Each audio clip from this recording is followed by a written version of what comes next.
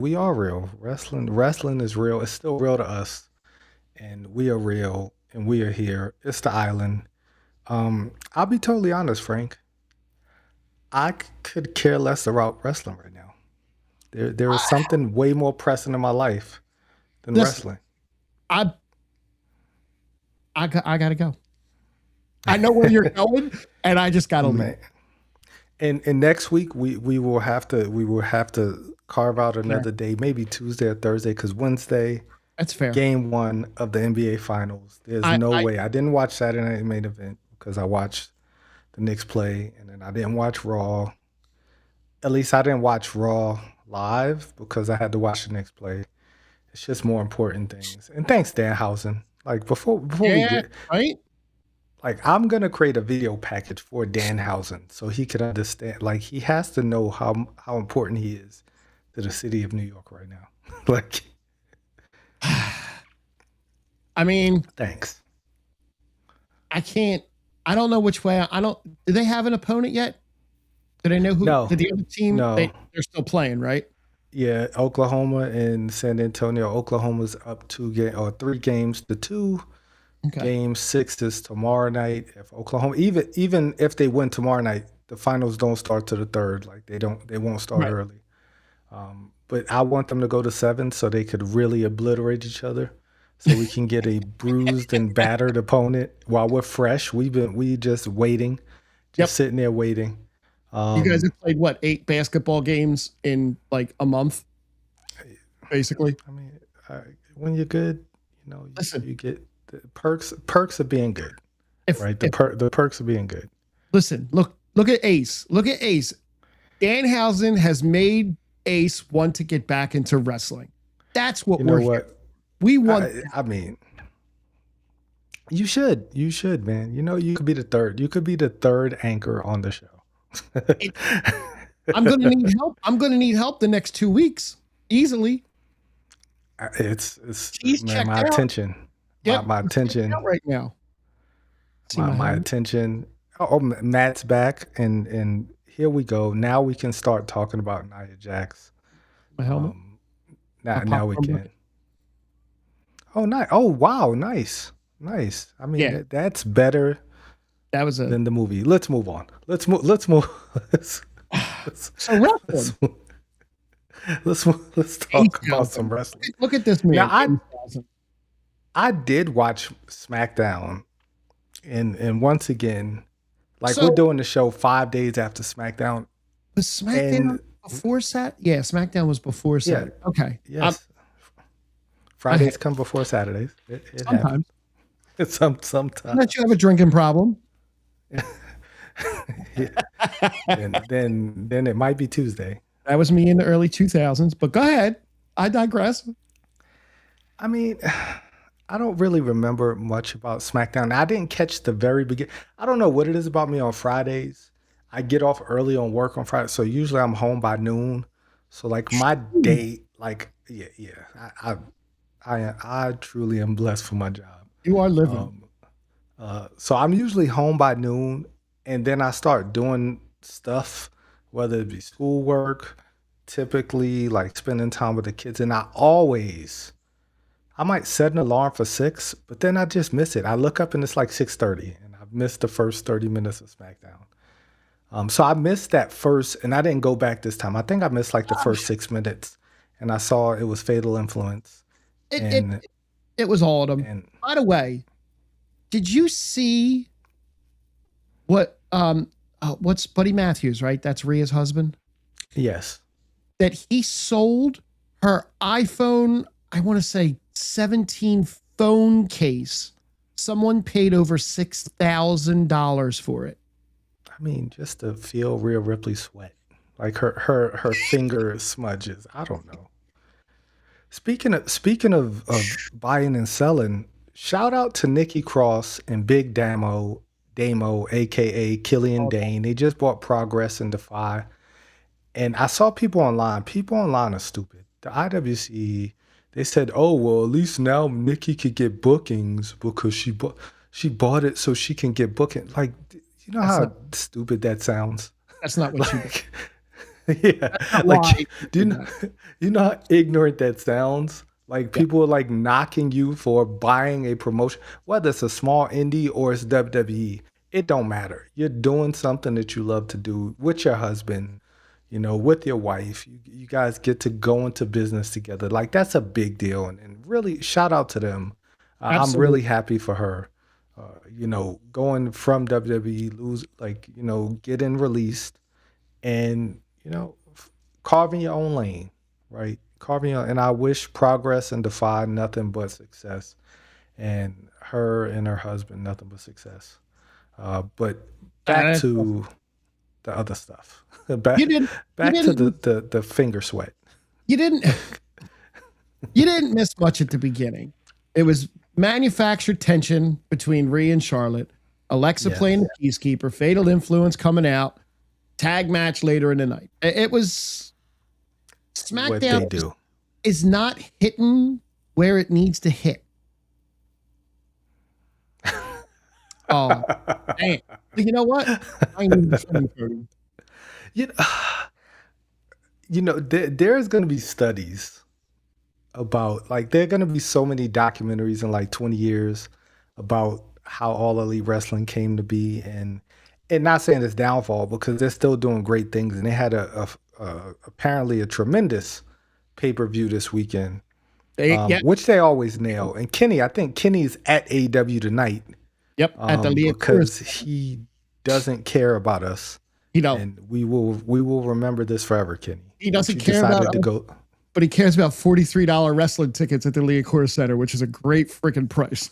I respect that so much. And I told you last week about those WWE prices. Once Yep. again, AEW has a unique opportunity to do something incredible this year. Like this really could be the year that AEW cracks the code and really They breaks into their own in North America and, they're and pretty rumored much worldwide. they're rumored to be doing something WrestleMania weekend. I mean, it's only a As matter they of should. time before it happens. I mean, think about this though. And Think about so WrestleMania will be in Saudi, so it's gonna come on like noon. yep, I mean, it's gonna be done at like 4. yep. And then if AW does a show, they can take that WrestleMania high and really put on a better show. Like which would be Most, crazy. Like most like likely, because yeah. all the Saudi want is old wrestlers. They want the Yes. Austins, they want the Rock Goldberg. and the Undertaker and Goldberg, and they'll still cut his Yes. mic off. And Yes. that's what they want. They want that. And no, AEW. Look, if you're just a wrestling fan and not one of those, I hate AEW. I'm a W. You're going to eat well that weekend if they do what they say they're going. If that is true, it's a It smart just business makes move. sense. It makes so much sense because all the WrestleCons, like they're not going to Saudi. No, So do it all summer. Don't do it in Vegas, but, no, but don't do it in Vegas. Like if they did, that would be the dumbest thing that Tony Khan could do.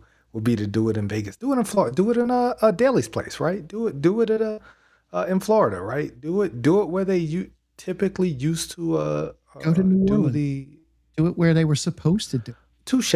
That's a great idea as well. Tony, But if they you're really listening, we don't dislike AEW. yes. I said before, I don't have enough time in my week to watch both promotions. And I'm all in WWE since I was young. It's not that I dislike AEW. No, I just have a lot of video games to play. this is true. First Light I'll get there game of next the week. year. Game of the year already. I'm kidding. I just played like the first level, but it's awesome. It's pretty fucking awesome. But back to wrestling, right? We get to what they're doing with Fatal Influence, right? It started off hot. Mhm. I think it's still going pretty strong. And I'm gonna get to one of the biggest fumbles the WWE has had in forever Okay. when we get to Monday night. But yeah, that was the start of the show. Then we get some action Right because in. we get Shinsuke Nakamura versus Tala Tonga. Shinsuke Nakamura, never change your entrance again, right?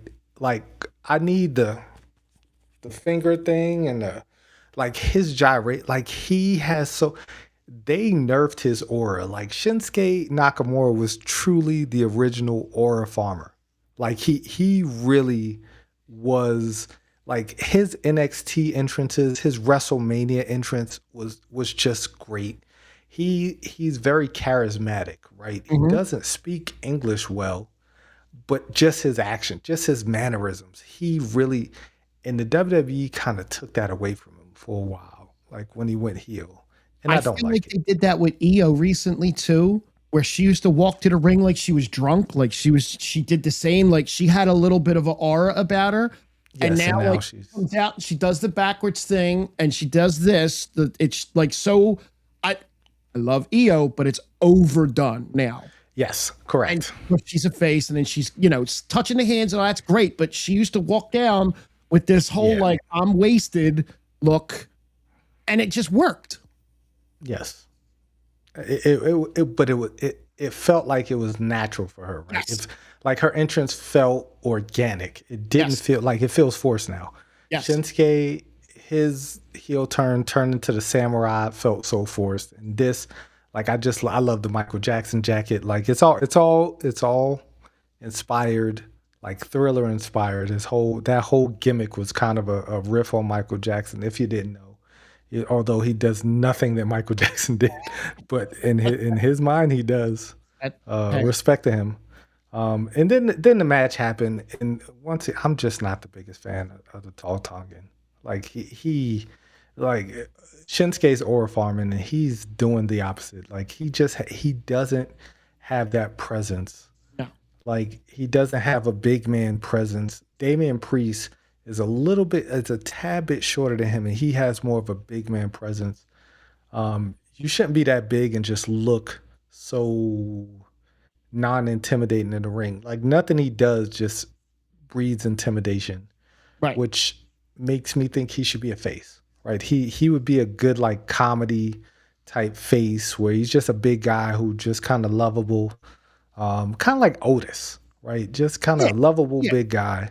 I think that would suit him better, and I think that would get him more over with the fans than trying to be this badass guy. He's just not that. Like he can't even pretend to be that. Yeah. Although he is Tongan and he probably could beat my ass if He, like but he just doesn't like I wouldn't be afraid to fight him. Like in all honesty, I just would like Tozawa, I wouldn't be like, oh, you're so Tozawa scary. would take Like you out. who? Little Tozawa would take you out quick. Nah, no, I'll beat Tozawa's ass. Like I'll be like I'll beat the shit out of Tozawa. Like, this sounds arrogant. I'm not gonna let somebody under 5'8" beat me up. Like it's just never gonna Yeah, he's a happen. little spider monkey. Touche. Just because they can wrestle, that don't mean they can fight. It's a That's true. total difference. Total difference. But I mean, he's like 6'11", Yeah, he should. He should 270. Like yes, he should be able to make light work of me. right. He should, but Mm, I'm scrappy. But we get this match. The tall Tongan wins, of course, with shenanigans. And Royce Keys comes out. Royce Keys has words, and he's not the biggest fumble, but they're not really. no. This ain't the way to bring him out. Like this ain't the way to bring Royce Keys out and make me care about Royce Keys. Damien came down, and I also kind of just was like, oh, okay. Yeah, no R-Truth, no. No, Like, it's okay. Yay. I'm Tozawa might be able to actually fight, I can't. I'm not a fighter. I'm a lover, but not a fighter. hey, you under 5'8", man. I'm taking you. I'm no, no, no. My sister always clowns me. She's like, "I'll beat you up." Like my sister's like 5'5". Hey, man. Then we get the women's U.S. Open Challenge. Tiffany Stratton taking on Lash Legend, and I thought I would care about this match. Yeah, Yeah, it yeah, happened. But it did. It did.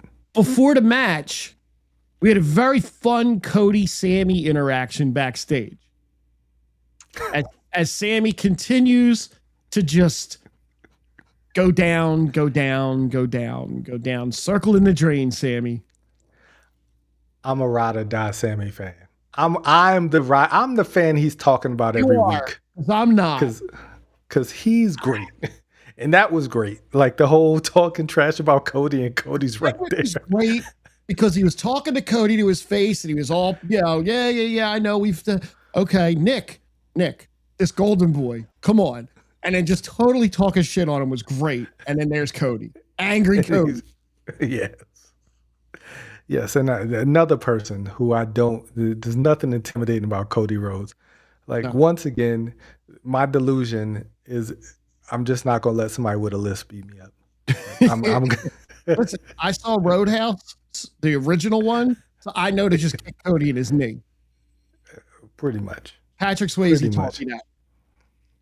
Hey, I thought it'd be bigger. That's what. But no, I love Sami Zayn. How could you not love Sami Zayn? I'm tired of Sami Zayn. No, you can't be. Come on. A little Come bit on. tired of Sami Zayn. I like the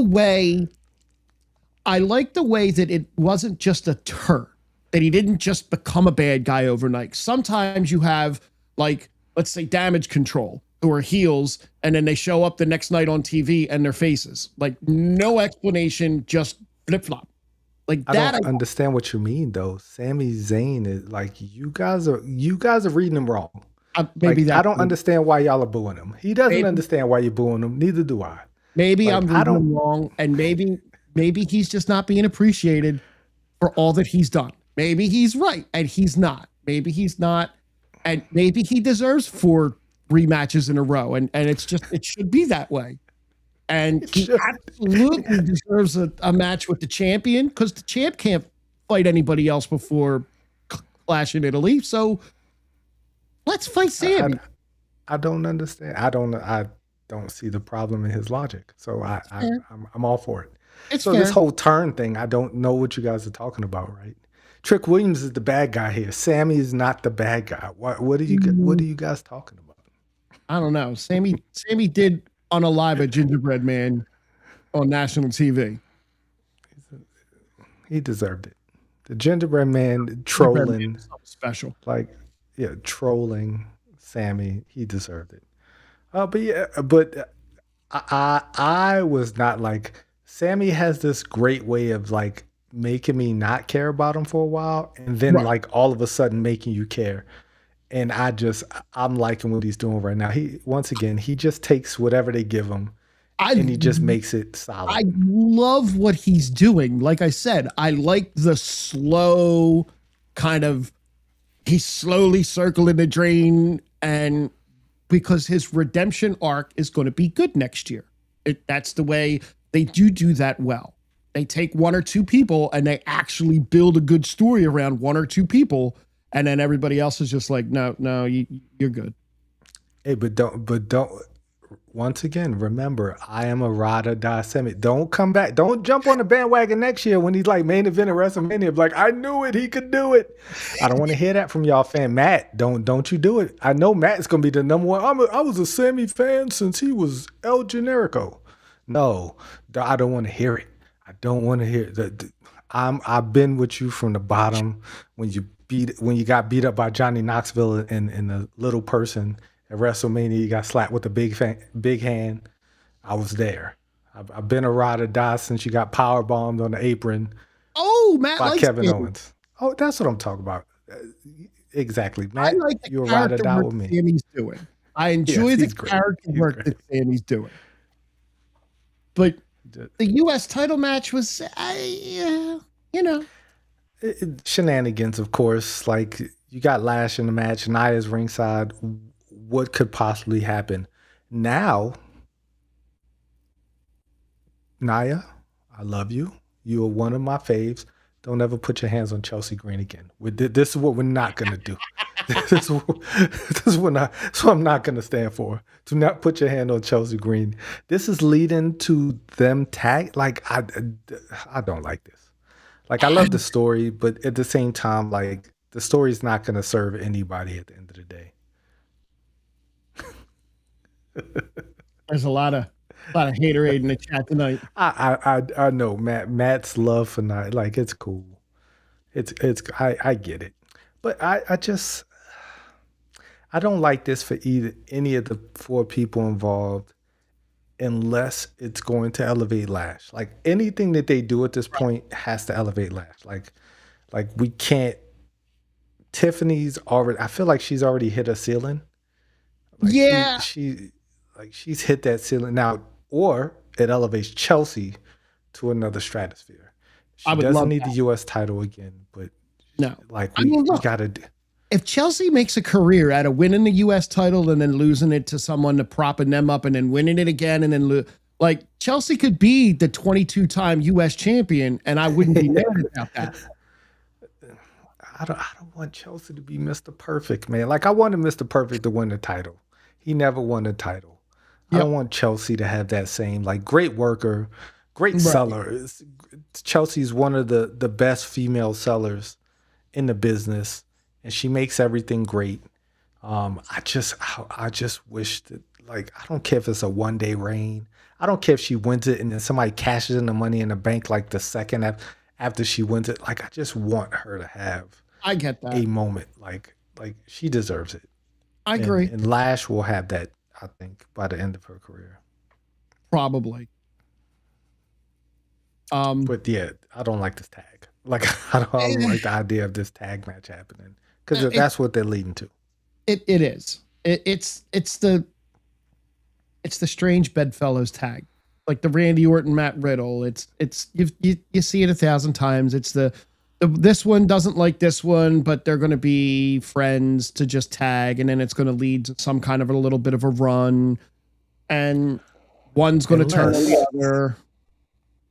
unless Piper just comes down and just obliterates I would Tiffany Stratton. That would be awesome. Like she befriends her and then like out of nowhere, like she throws the thumbs down and like Piper just comes out of the crowd and just like destroys Tiffany in the ring. And that's how she wins the US title back. That would be awesome. Like That would be great. I'm here for that. they're listening, they're watching. They are. And hopefully Piper get well soon. Like I miss I Piper hope so. Niven. Then we got an actual banger of a match. Did we? It depends on what you consider a banger. I didn't Well, want this bang. I didn't want this match on a random Friday night. no, this Like unless they do as well, unless they're going to do like a trilogy of matches with them. And I don't want this to just be a one-off. Like, it can't. Yeah, this can't. give it to me now and then like build up something in the back and give it to me again on a bigger stage and let them cook a little bit longer. And now you're talking. Maybe this is a test the waters kind of a thing. Because they used to have house shows to do that. But you can't do that on house shows no more because they're not really doing house shows. I mean, but they've tested the waters in NXT for like 2 years. Like they literally were dance partners for so long. They could do that. They could do this in their sleep. And if you don't know what we're talking about, Trick Williams came out, was having his celebration or doing whatever he's doing. And like I literally got goosebumps when Carmelo's Hayes music hit because I was like, oh, we're finally gonna do this. My fear was we doing this too close to Clash at Italy. We had set like it's just too much going on right now. Yeah. We had Saturday night's main event. We Well, it's 'cause had they're not allowed to let anything breathe right now. It's just this money, yeah, money, money, money. Got to have more stuff on TV. yeah, unfortunately. I mean, I enjoyed the match. Oh yeah, I just didn't like the Great finish. together. Like Right. now, I Ricky Saints being interjected in there. If we get a triple threat, Okay. I'm okay with that. Sure. But Carmelo has to win. like we no, well he doesn't have to win, but like we have to do something. Like I think Carmelo needs to get boosted up in the card. I Yeah. I wish they would do things the way they did them back in the day. Is the U.S. title is a stepping stone to now go after the Intercontinental title. Then you get that belt, and that's a stepping stone to get you some defenses on that belt. Then you go after the big belt. They don't really progress them anymore. The U.S. title and the Intercontinental title is the same title. They're For the most part, because they don't have a TV title anymore. But it used to be, you know what I mean? You used to get this belt, and then you would go up to this belt, and then you would go over to this belt. And they don't really do that anymore. And I would say that it's harder because there's a brand split, but there's no brand split, really. There's just. Well, I mean, in essence, they do, but at the same time, I also feel like they have so like I feel like they're just trying to please too many people now, and some people are gonna get left on the wayside, which I will get to. I will get to when we get to Monday. Okay. I have a problem with Monday night. Monday night scared me, Okay. and for one major reason, and we'll get there when we get there. But boy, like I just think that they see their stars, and that's the bad thing with WWE is they have the top guys, and right now they're not making new top guys. Right. Other than Oba, and I think they're about to walk that back, which is scary. And other than Oba, like Danhausen's not a top guy; he's just a merch seller. Um, He, and he caused a lot of problems at the arena on Friday night. he did, but he's not like they're just not making top guys. They Damian Priest they tried and they just like you know what you had a run. Now go back to Tag with R-Truth, right? Right. Like, Be the straight guy in the comedy act for a little while. yeah, and one of the issues is they don't let feud like if the feud's not for the title, people typically don't care. Like you had Drew and like Drew's feud with anybody, Punk, Jacob, like he made those feuds. Like he's like the anomaly, right? Kevin Owens is another one where he can make a feud that's not for the title feel very important. Right. But everybody else, they just don't seem to make those matches matter, and there are a few reasons for that. But yeah, this match happened. Ricky Saints, of course, comes down.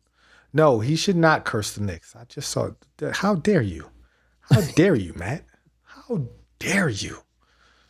He should not curse the Knicks. There.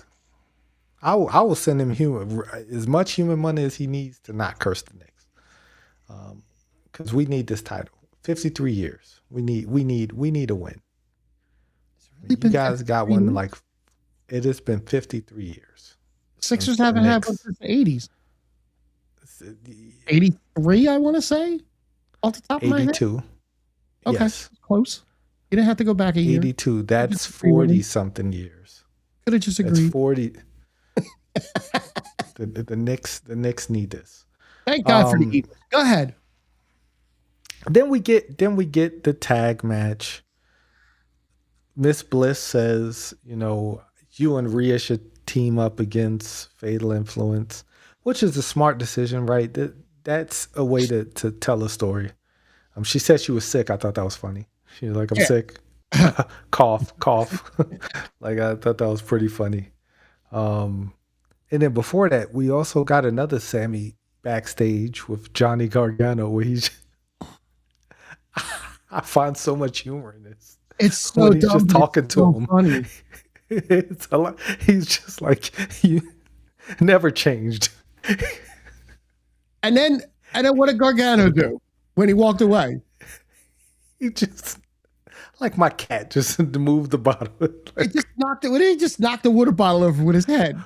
No, before that, Sammy went on a water bottle smashing rampage. I missed that, I think. Or was that last week? It was one of the Sammy backstage segments where he's just going through just knocking water. Like it's like 5 or 6 water bottles. He's just walking to different crates and just knocking the water bottle down, which is hilarious. It's great now. I think that it's great now. He's leaning right into it. Great times. But yeah. Look, this match happened. It happened. You know, it was a little bit more interesting. What's Danhausen got cooking? That's what got me interested. What's Danhausen got? He's doing more experiments. He's got everything plugged into a surge protector because you know that's how safe people do it. Everything goes in the surge protector. Yes, as it should, just to be safe. Uh, I've I've seen I, I've seen some I've rumors. heard. Yeah, I've Yes, seen some rumors, and I if you love do it those right, rumors. if you, I love rumors just to be rumors, but if you do it Oh, I right, love those rumors. I um, love the rumors of who's gonna be under there because the two of them or just one of them. just one. I've only heard one, I and heard it's my guy. the It's my guy. the smaller guy, No, not the smaller guy. the The taller big guy, guy. the big Yeah, guy. he's a big guy. I That would make me happy I because read about the smaller guy oh, also. I don't know who that is, and Well, you I don't can't. want to know who that is. It has to be one person, and one person only. Oh, But I mean, Danhausen was causing power issues. Danhausen just prints money because Danhausen's been all over ESPN. yep. Like the Knicks winning has brought so much attention to Danhausen. Like he's gotten so much attention because the Knicks kept winning after he cursed. It's absolutely insane. It is insane, and he's just printing money for the WWE.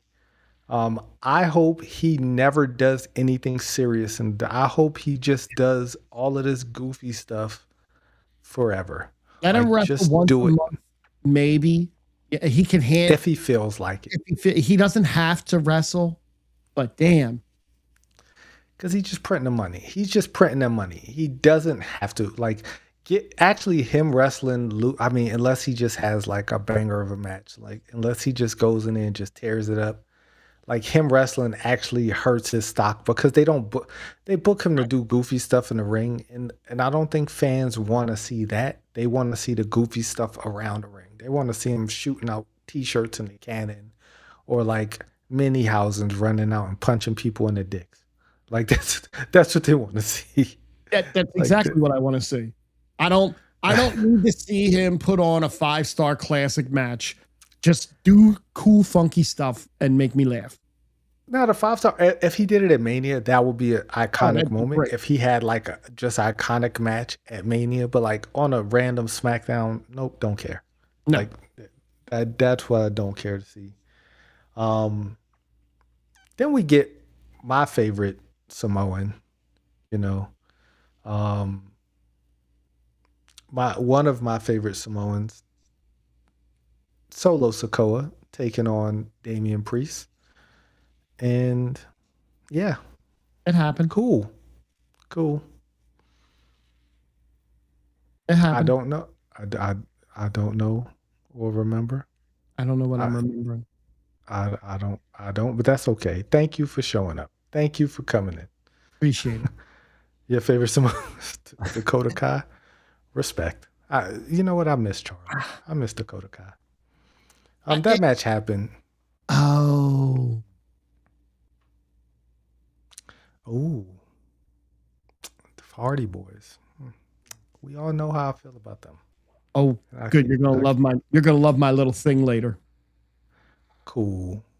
Mm. Then we had the main event. We had Sammy versus Cody. Great. I mean, they had a match. I'll be totally honest. I checked out by this point, so I don't I remember anything about this match. I was playing Diablo 4 and I had it on the monitor and I was Like just like, oh, Cody's matches oh, literally no, do wait. nothing for me. I'm sorry. I was at the bar with Matt and totally didn't watch this until later that Yeah, night. yeah, Matt. How dare you? How dare Yeah. you I tell can him feel to besmirch Nia Jax's name from the bar where you guys are having a great time? How dare you? we're having some drinks. It was a good night. How dare you? And now I do remember that because you Right. Uh-huh. Matt told you to besmirch Nia Jax's name. How dare you? Yep. I do remember Um, that. but at the end of this match, I mean, That's when the good there stuff was happened. once again shenanigans. Gunther Mhm. comes out and tries to choke out Sammy. I mean, tries to choke out Cody. Sammy ends up kicking Gunther with a Helluva kick. Um, and then Gunther decides, you know what? I'm upset that I got kicked in the face, so I'm just gonna take it out on Cody again. I'm gonna put Cody to sleep. And Sammy just stood there. Well, And so Sammy saved Cody, right? Sammy saved Cody Mm. with the haluva kick. And what did Cody do for his buddy, his pal, saving him? Rolled him up for a pin while he was distracted. I mean, defend yourself at all times. Absolutely. And then Gunther came back in, and Sammy was just like, yeah, that sucks. But you're about to just walked out and just looked back at him too, like, I should go back in there and help him. Nah, you go to sleep. Nah. Gunther's kind of a big guy. Nah, I'm good. I'll just head home now. You know, I hope you do well, Cody. And that was it. That was a great finish to the match because once again, I'm a ride or die. And we're gonna talk about we're gonna talk about a little bit of old school. In between now, I did not watch Saturday night's main event. I didn't go back and check any highlights because the Knicks were playing. Understandable. Saturday night's main event was actually pretty good. Okay, it was pretty good. So we could run through it really fast, and then I'll do the other thing. It was the three women versus the three women: Charlotte, Alexa, and Rhea versus Jade, B-Fab, and Michin. Michin was the star. Michin took the majority of the match, and really had a good match. She's a good wrestler. She's a very good wrestler. It wasn't a bad match. But Cargill hit Jaded on Rhea to win, which means she's never winning again. This is true. I did see Alexa. Oh Jesus, I said it. Charlotte and Rhea like celebrating in the middle of the ring. I was like, oh, they must have won the match. And then out of nowhere, Jade just comes in there and just hits the Jaded, pins Rhea, which never happened. And you're right. That means she's definitely not going to win the championship.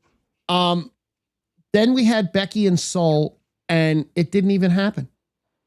I heard they got like 3 minutes. Yeah, they got like 3 minutes, and Becky attacked her before the belt. They argued with the referee. Sol picked up Lynch to plant on her face. They did a couple of moves. And then right as Sol was going for the Soul Snatcher, Becky pulled the ref in it away. And was it Corrupt Car? It was. Like, as it should be, because she's the worst ref ever. She is the worst ref ever. Becky's the greatest wrestler ever. Yep. And we're not the only ones that say that. Exactly. Definitely, we're never going to be the only ones because Bleacher Report, Sports Illustrated, everybody says it. And Corrupt Car, she should be either reprimanded or fired for her lack of or she should be made to just face Becky in a match one night. She don't want that. She don't want to go against the GOAT. That's a lot of smoke. She don't want them problems. Yes, too much. Too much for her. In the end, Sol got disqualified because she kicked the ref in the face because Becky was actually trying to push the ref out of the way to make sure the ref was okay. And inadvertently, she may have slipped or something and pulled her instead of pushing her. And it's just, sometimes stuff happens. Yeah. Definitely not intentional to get. I'm sorry. No. Little Nunzio was the ref, he said. And then we get Penta versus Ethan Page. Awesome match. Great match. The two men showed out. Penta won. Ethan's great. Ethan's great. Yeah. Great match. Lillian Garcia did the announcement for the whole night. They had the mic come down. The double. Oh, really? She did the announcement in the ring. Good for Lillian. I like Lillian Garcia. The Intercontinental title has been defended 17 times on Saturday Night Main Event and only changed hands once. You know what? Penta is really elevating the Intercontinental title. I agree. And I don't think he's getting enough credit for that. Like nobody talks about it like they should talk about it. He's having a great run. He's having a great run. He's wrestling all the time. Yes. And then we got to the Paige and Brie and Nia and Lash, and the heels dominated the whole match, and Brie Brie and Paige win. Unfortunate. It wasn't a bad match either. Like the matches themselves were pretty good.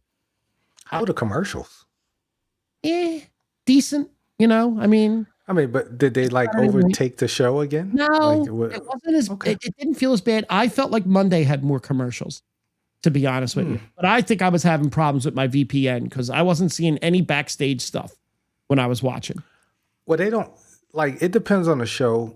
Because I notice on Fridays they don't do backstage stuff. Right. They have that lo-fi music that drives me insane. With the people doing their yes. But I did realize watching Monday nights not live and missing the commercials absolutely sucks. Yeah. So I could see people who don't get to watch it with a VPN thinking that the product is terrible because you come back from a commercial, you've missed all the good action in the match. Yep. And you get a replay of the great stuff, and it's like, I would have loved to have seen, this stuff. And same thing with SmackDown. Like if you're not getting the action during a commercial break, you're missing 3 good minutes of great things happening in the match. Because I feel like they really put out every match on the commercials. They do. And a lot of times you're missing entrances, which that could be okay sometimes. But yeah. So the main takes event, like 5 minutes to come to the ring. The main event of the night was the Street Profits versus the Vision for the belts. Insane. It's insane. Like I would have never guessed that match to be the main event of the night. Like ever. Over other matches that were there. Yes. Correct. Now, this was a really good match. Breaker, there was a great spot. There was a great spot where Dawkins was outside the ring and Breaker came running around and Dawkins sidestepped him and threw him over the announce table. It was just like a one smooth motion. Awesome, awesome spot. The problem with this match is Logan Paul tore his triceps. Yes, I did hear about that. And is out for, I don't think he's going to have John Cena recovery time, but Monday night. 6 months, I heard. Yeah. Logan Paul hit Ford with the knuckles. 1, 2, 3. See, I think they should have called an audible. Well, no, we'll get there because I see what they're doing. I don't like what they're doing, but I see what they're doing. I don't either, but I did really like something they did on Monday night. Yes. So before we go to Monday night, in lieu of a list, because the lists have gotten a little weird, I went and I figured let's look back at the week in wrestling, and I pulled a couple of things from each day. And if it ends up going super, super long, we'll just do like a day in wrestling. But in wrestling history, I went back to the beginning of the week, May 24th, and I pulled like two or three things of in the past of wrestling, right? So May 24th, 1984, Vince McMahon Sr. passed away. What a way to start the list off. Unfortunate. Hey, Matt. Whoa, Matt. You don't tell us what to do. May 24th, 1999. It was a sad Raw is Owen. This was the remembrance night for the Owen Hart passing. I know. Back-to-back bangers here. Well, I have so many thoughts. I have so many thoughts on Owen's passing and the show going on, but I digress. May 24th, 2009, TNA Sacrifice pay-per-view took place at the Impact Zone in Orlando, Florida. The main event saw Sting in a 4-way Ultimate Sacrifice match featuring Mick Foley, Kurt Angle, and Jeff Jarrett. The stipulation of the match saw each man stake something that would occur if they got pinned. Sting would have to leave TNA. If Foley was pinned, he would have to lose the TNA World Heavyweight Championship to whoever pinned him. And if Jeff Jarrett was pinned, he would have to lose his matchmaking ability in TNA. As it transpired, Kurt Angle was the one that pinned, and as a result, he lost the leadership of the main event Mafia to Sting. Weird Mafia. That was a time. Well, TNA always had these weird. Jeff Jarrett is the greatest wrestling mind in his own mind. Like Mm-hmm. Jeff Jarrett really thinks that he is the. I mean, he did create TNA. He went on to do Global Impact or Global whatever they call it. Yeah. Um, and great wrestling mind, but he just overinflated his own stuff. Like he made himself champion way too many times. Yep. Um, for my liking, because I just never honestly thought he was a main event guy. And I think that's one of the reasons, like Matt said earlier, Cody created AEW, never made himself champion. I don't think he wanted to be like Jeff Jarrett. No, Right. me either. Because people hated him because he was his reign on the top. It kind of had like those Kevin Nash, like, I got all of the stroke, no Mm-hmm. pun intended, uh, to just do whatever I'm gonna do. Or like a And or like a Hulk Hogan. yeah, yeah. And he hated Hogan for doing that. And he just did that. Like he got mad because Hogan had more stroke than he did and used his power. And then he just created his own company to do the exact same thing. Which was pretty funny. Yes, slap nuts. That was Slap nuts was great time. that was good times. I'm done with my Jeff Jarrett.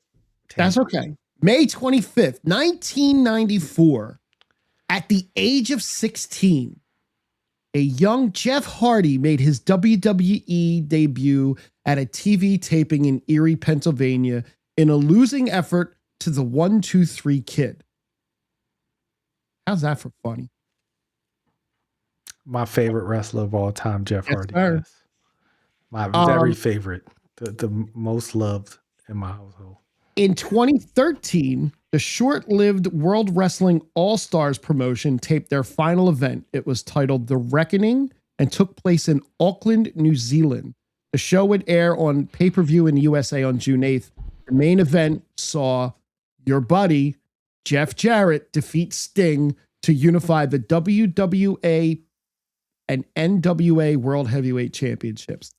It's kind of poetic that you went on that little thing about Jeff. In what world? Never mind. Keep going. No. Now, this is a long read, and this is actually hilarious. In 2009, WWE presented what should have been a bog standard episode of Monday Night Raw from the Staples Center in Los Angeles. What was remarkable about the show was that it was supposed to take place at the Pepsi Center in Denver, but the building was double booked with Game 4 of the NBA Western Finals between the Nuggets and the Lakers. The issue forced WWE to move their show to LA on short notice and left Vince furious with Nuggets owner Stan Kroenke. By means of retaliation, Vince booked the main event of Raw as a 10-man tag, the same number of players in a basketball game.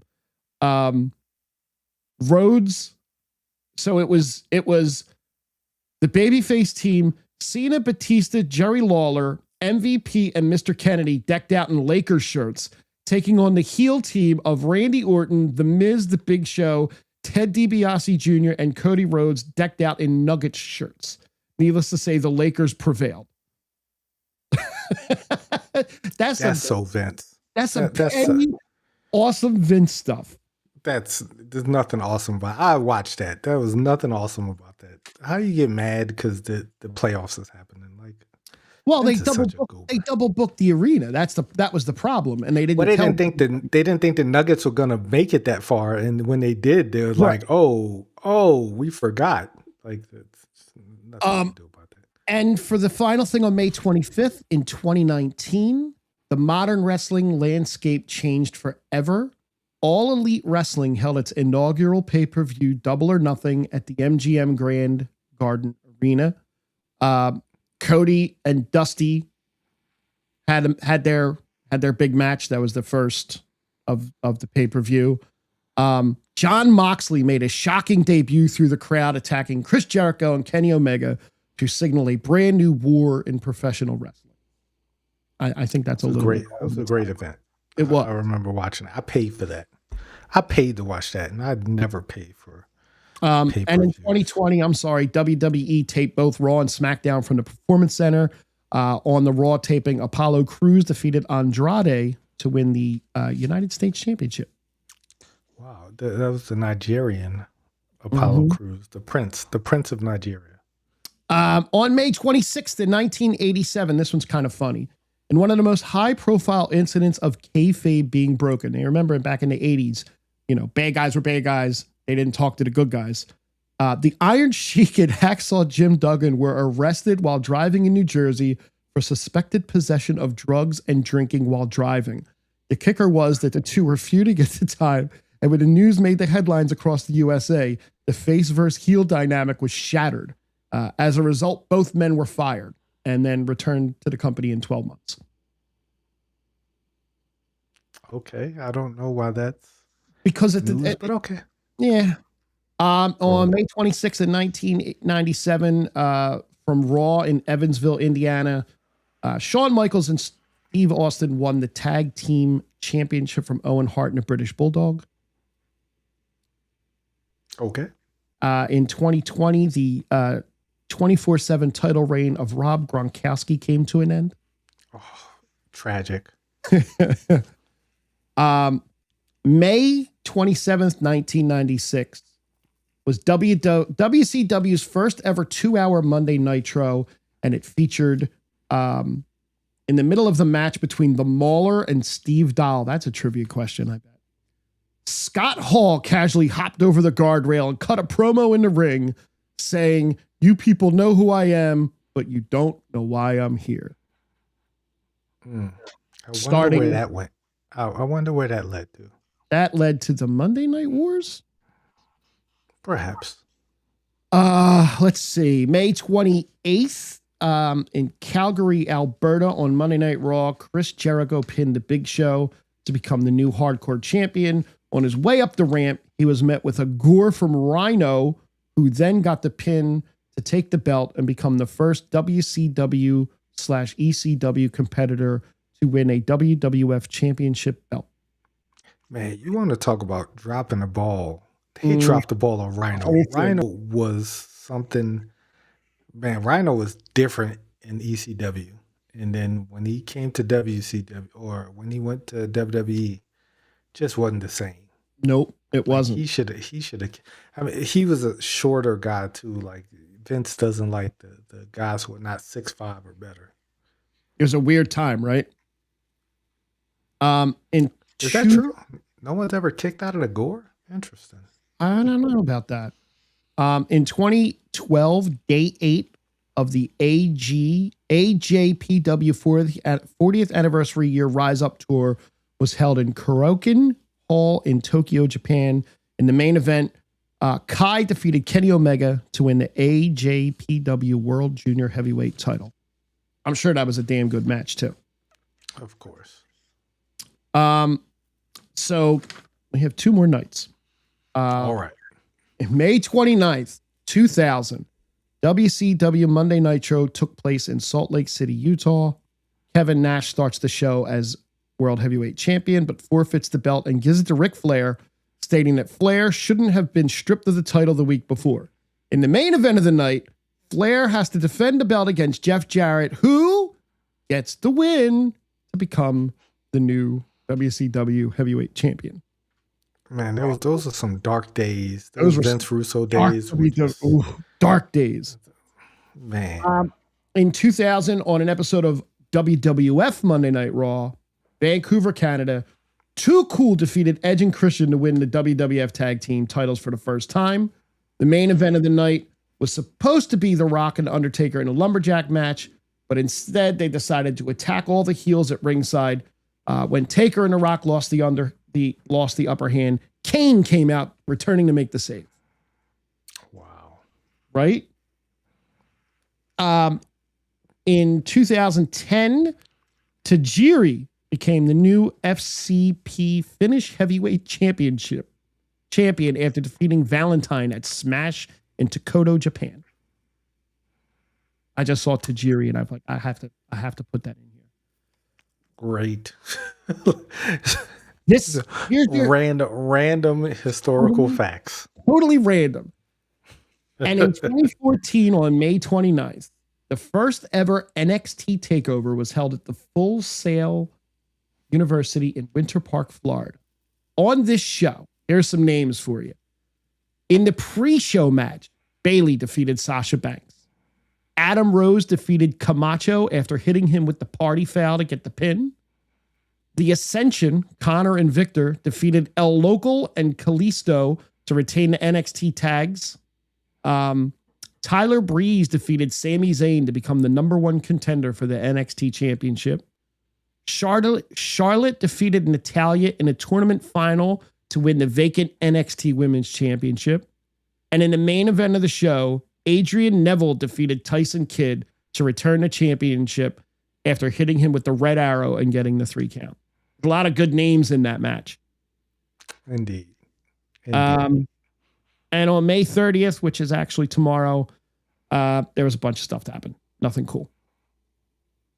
May 30th is definitely not tomorrow. May 30th is not tomorrow. I'm sorry, I'm fast forward and stuff. In 1981, in Charlotte, North Carolina, Sweet Ebony Diamond, Rocky Johnson, defeated Greg Valentine to win the NWA television title for the second time in 2 months. There's some names. Greg Valentine was a big deal back in the day, and boy, that was a portly man. Was. They had different fitness standards back then. That's a nice little thing that I'll just shorten up a little bit because that's a lot of that was a lot of random facts. A lot of weird random facts. I just like some of the There's a lot of like off the wall wrestling promotions that did a lot of other stuff. Indeed. So great random facts. Let's get to some real facts. Let's get to some facts. Brock Lesnar is about to beat Oba Femi. I think he is. And there's nothing we could do about it. And the internet's going to melt down and people are going to be mad. And nobody's going to care because then they're going to make Minneapolis be Brock Lesnar's last match. And then I think Oba Femi beats him in his last match. And then he really lays his boots down in the ring for real. Because Brock Lesnar opened up Monday Night Raw, cutting a pretty damn good promo. I thought it was pretty good. The video segment. Say what? But not live. Brock wasn't there. No, it wasn't live. Yeah, it was a video package. Just kind of explaining what happened at WrestleMania. He got bested, and he got beat so bad. He said maybe it's time for me to hang it up. Now, what I didn't like about the promo, it said, "Oba, you're gonna get beat by a retired old man or something to that effect." And the wording, like, just you're not retired if you're coming back to fight. Like right. It's not 10 years later. You're not doing with the Undertaker and Kane versus DX. You know, we're not doing this 10 years later and you come out of retirement. Dude, this is last month, or this is like a month before last. Like, you just lost, and you're coming back now to beat the young upstart Oba Femi, and I'm here for it. I think this is going to be a better match than Mania because I think they're going to give them time. They might even get 10 minutes, right? I don't think it's going to go. This ain't going to be a 30-minute classic. This ain't going to be Omega versus Ospreay, but no, they're not opening Clash. It's the two. They're going to be in the first hour. No, I think the 2 championship matches are going to be in the first hour because it's so early. I originally saw that they were, unless they're squeezing 3 matches into the first hour, they're putting both belts on in the first hour because it's on ESPN this time. Which I could have swore I saw it was going to be in the first hour. They might put on 3 matches because it's an hour. Like, I mean, they're not. It's possible. That'll be a good sign because that means they won't do, a 5-minute match and 2 hours of commercials. Yeah, well, there's only 5 matches. If you're squeezing 3 of them on ESPN in an hour, yeah. Okay, maybe. Unless they changed it, it's Cody Gunther, Roman Jacob, Brock Oba, Rhea Jade, and Becky and Saul. Unless they add more Friday. Oh, okay. Then maybe they're not going. But then they're not going to put Brock in the middle of the card, and they're definitely not going to main event that match. No, you have to Roman. You have to main event that with Roman. I'm pretty sure they're going to be the first match to start this.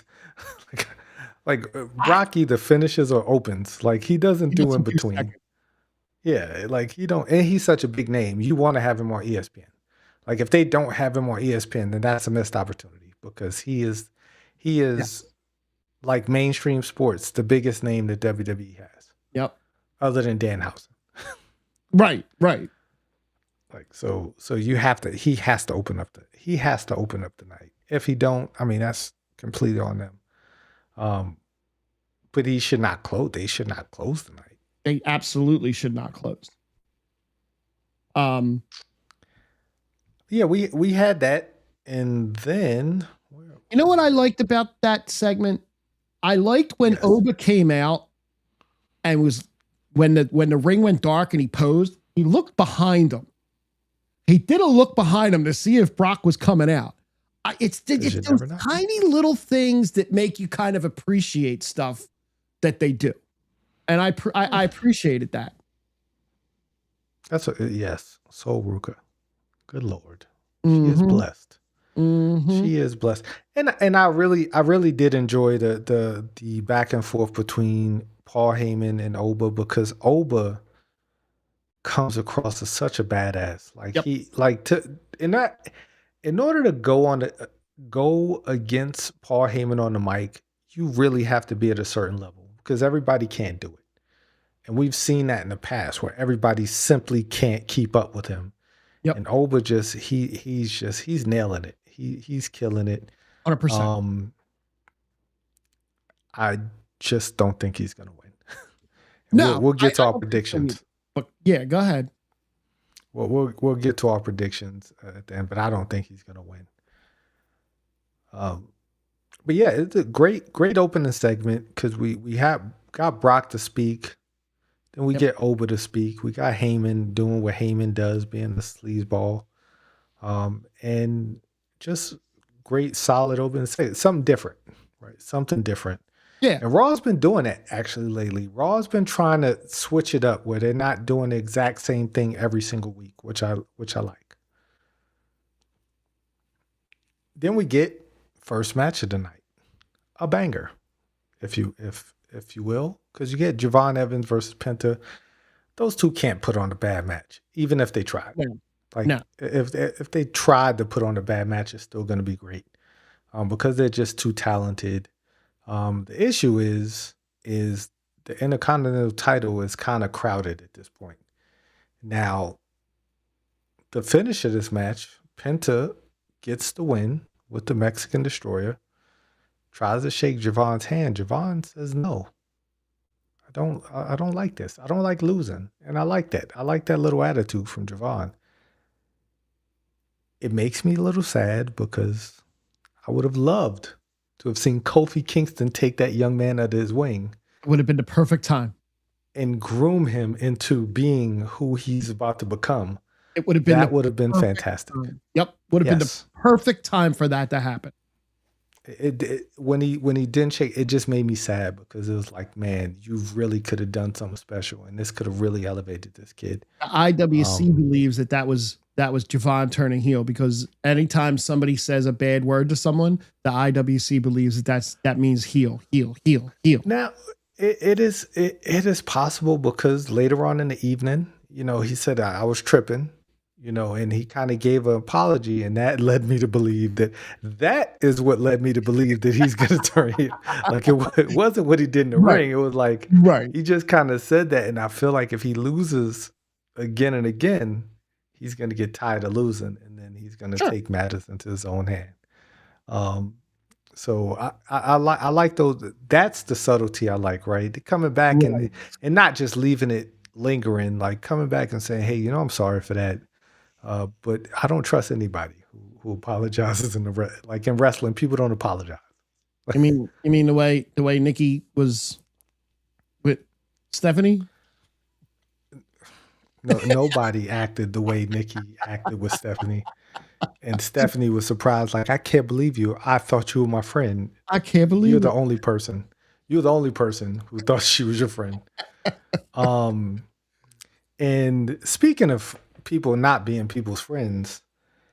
Ladies and gentlemen, if a man tears a tricep, you better not come out to the ring and sing about firing that man, because that man's friend is going to come down and beat your ass.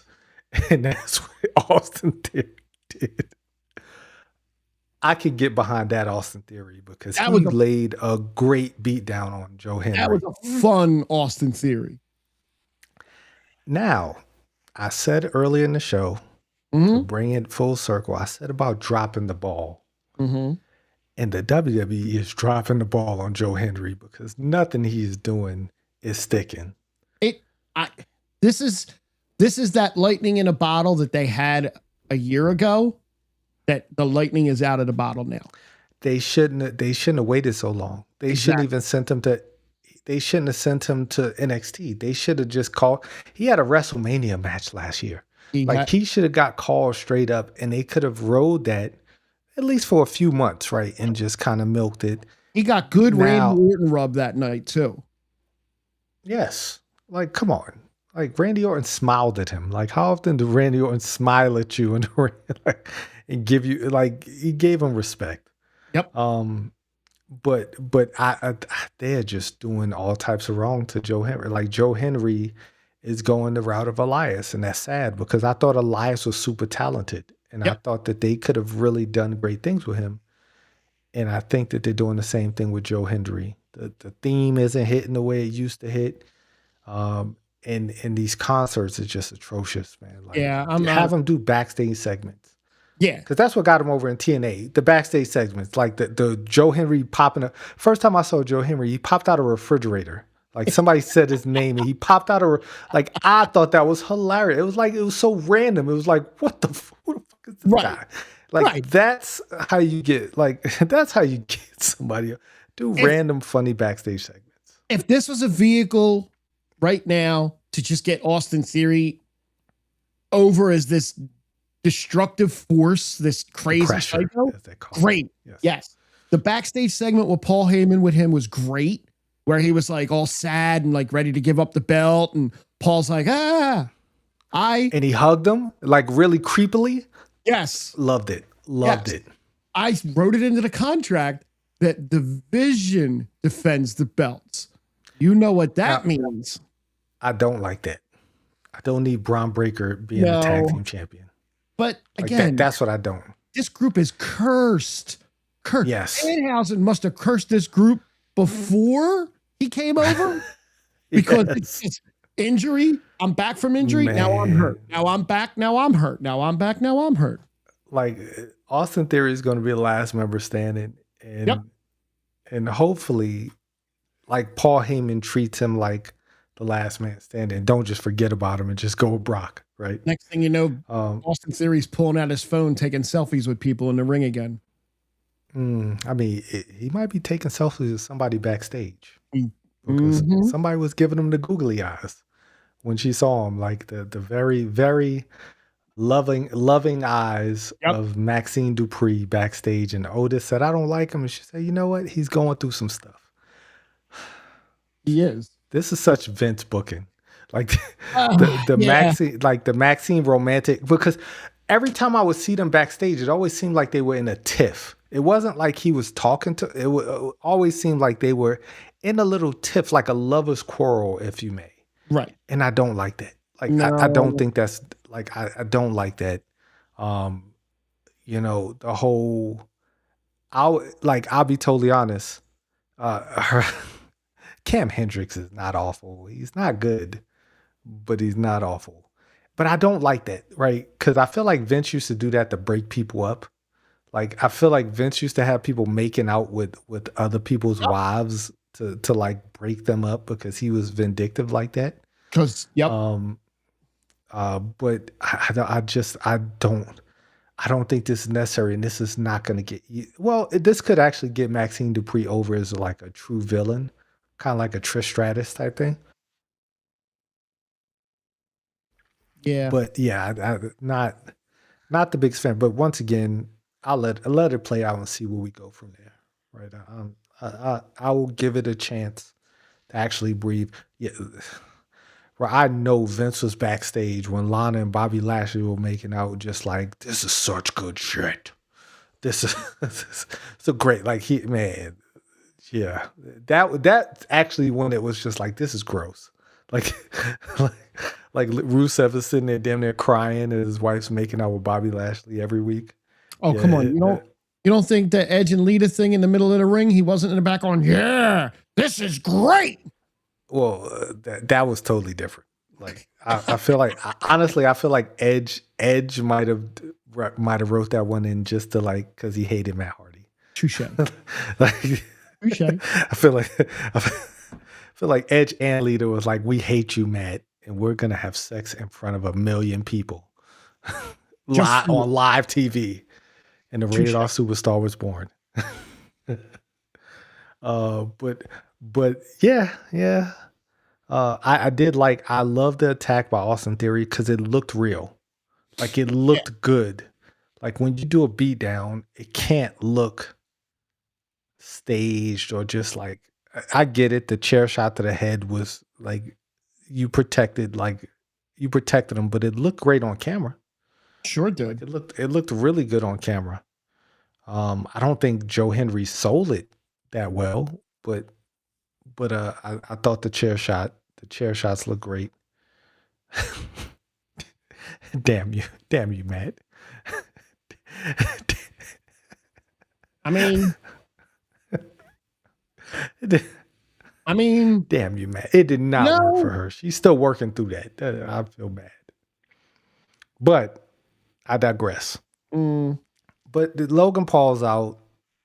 Theory comes out, takes out Joe Hendry, and we got Seth Rollins and the Street Profits backstage talking about how they got to work together, and somehow Tez really hates Seth Rollins, and I don't remember what Seth Rollins ever did to Montez Ford.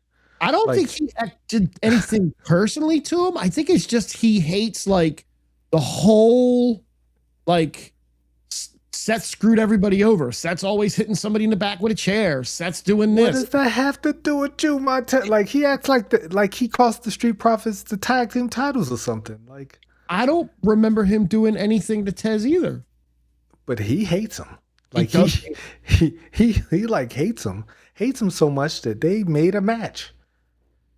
And here is where my problem was. Okay, go ahead. This match should not have been on a random Monday night.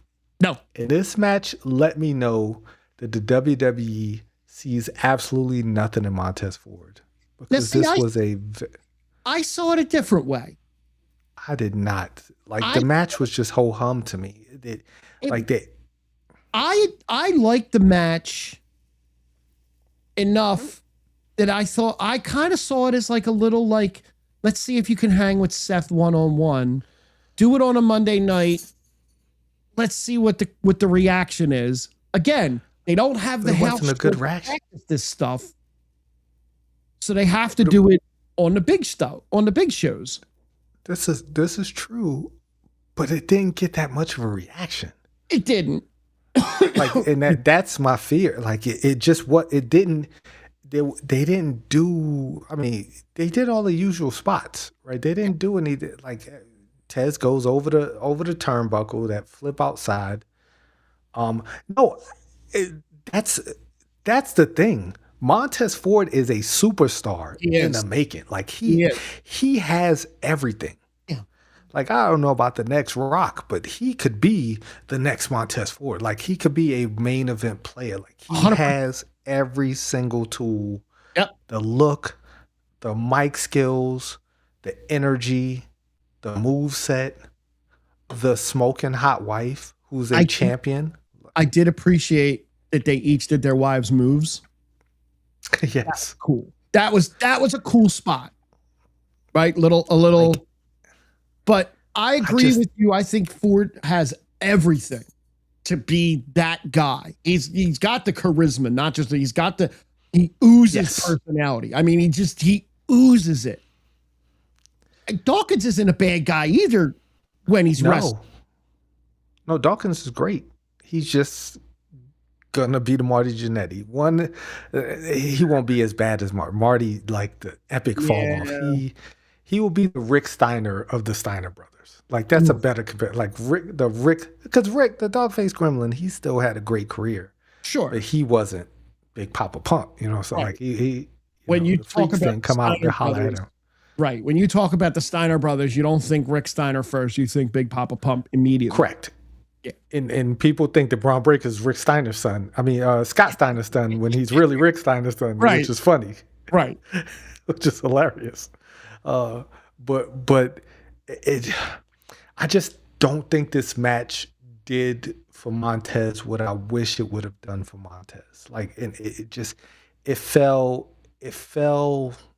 a little bit below expectations, and that scares me because I feel like in the WWE, if you don't pull it, if you don't get pulled in, or like the crowd doesn't give them a certain reaction, then they'll just drop it. Like we'll never see Montez Ford. Like they'll drop him.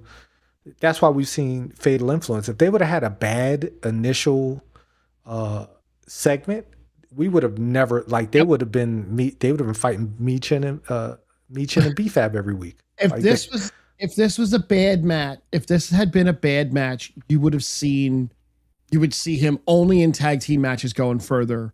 Correct. If you don't see him in a singles match down the line soon, then yes, they absolutely have pushed him back into the tag thing, and it's like, okay, we're done with you. Like for now. Correct. Maybe we'll that scares me. Yes, absolutely. That scares me. Now, once again, I was like, when he had that elimination chamber, that was like 3 years ago. Then they should have. I love the Profits, but Montez Ford, he infamously they say he didn't want them to break up because Dawkins is his brother. I get it, but man, bro, you are leaving so much money on the table. like you could be the guy. Like you could be the guy. Like him and Seth should not be a random Monday night. They should be a match in Clash in Italy. They should be a Saturday night's main event match. That's on ESPN, so the world gets to see him because he has all the tools. Like, and I was looking forward to this match, and I just was a little underwhelmed. But it wasn't a bad match. I just thought bad spot. Yes, exactly. Bad spot. Rey Mysterio backstage with the Penta. For some reason, Penta's gonna give Rey Mysterio a world title. I don't know where that's going, but I don't like it. I don't get it. You just became the general manager at AAA. You don't need to be correct. You don't need to be going for the Intercontinental belt. Go mess with your kid. Dom's gonna come cost him. Like we're gonna get like I don't know. Then La Knight comes down to the ring and says words, and then Jimmy. I'll be totally honest. I don't know what was happening here because I was kind of I was playing 007 First Light, and I kind of was just kind of zoned out because I typically don't listen to anything LA Knight says. Right. But what happened here? Like, why did Jimmy come out? What is going on? Jay had the night off, apparently. I don't know. Jay has been a little erratic on social media. Okay? Jay has been a little weird slightly on his Instagram reels. Okay. Slightly. And I saw something come across the other day, and he's like, "I take one night off." Damn. So I don't know, but like, as long as Jay doesn't post about Abraham Lincoln anymore, I think we're all okay. Touche. I think somebody messaged him and was like, "Bro, stop. What is happening?" You're like, yeah. Put the bottle down. We're gonna breathalyze her on your phone. Stop. Yeah, take a nap. I don't know I don't know why. I don't understand what the whole thing was with them. Okay. I don't get it. Cool. It was maybe just we got to get him back on TV, and we gotta get the crowd to pop, and he kept mentioning them being the OTC's errand boys, which they have turned back into. Yes. Like they've taken all of the work that they did with the Usos Roman and kind of just said, "Nah, we we gonna do it the old way." Like they literally Weird. all of the work that they done, Yeah. they've literally just dropped it, and Roman is back to being the head of the table, and the Usos is back to being his lackeys. Now, I remember I mentioned something about um, why Roman doesn't carry that belt with him and it gets handed to him when he walks in. And I read something that somebody pointed out that I didn't put two and two together.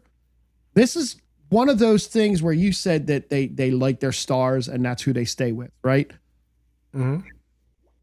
When that belt first came out, Roman called that the secondary championship, that it was beneath. Correct. Right? So now Roman is keeping basically that through line where he doesn't need to travel with that belt because it's not as important as the other belt. So he doesn't travel with it. He has it handed to him because he's the tribal chief. And that's what, so when he shows up, it's handed to him because he's going under this whole thing where he's in charge and people do what he says. And I like, if that's why they're doing it, that's kind of cool in a storytelling sense. Because it was really odd every time he got out of the car, somebody walks up and hands him the belt. So you're not traveling with the belt because you think that belt's beneath you. Okay. One of them weird things. Very, very weird because that doesn't make sense, but I allow it. It Like, does. like, Hang allow on. it. You chat. I gotta let my dog out back real fast. Okay. Whoa. Jonathan Rivera Gonzalez, 1889. Is that when you were born? Is that is that is that when you were born? I know who this is. This can only be the. I'm assuming I know who this is. I only know one Jonathan Rivera, aka Mr. Rico himself. Uh, but yeah, we do kind of need something new. We Yes. definitely do. Um, I do think that they've tried with Raw though.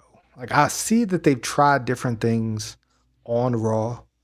Um, and it definitely thank you so much for popping in, man. Like Jonathan Rivera Gonzalez. Like, I've served Appreciate with you. this guy. I've known him for Okay. man. We're old. We're Yeah. old. Well, I've All known him right. for over 20 plus years.